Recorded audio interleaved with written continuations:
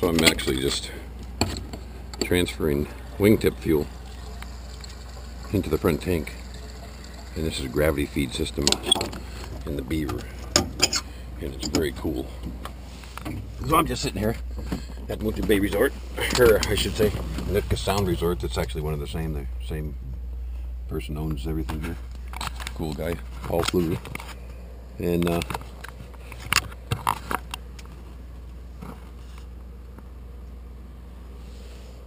this is the inside of a Dehavilland Beaver, owned by Northwest Seaplanes. So we take you guys anywhere you want to go in the in British Columbia, pretty much, actually, as far as Bella Bella, out of Seattle.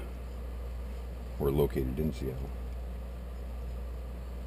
and this is a beautiful airplane. Look at the back seats here. Nice. Everybody gets headsets here too. We give guided tours. Very cool.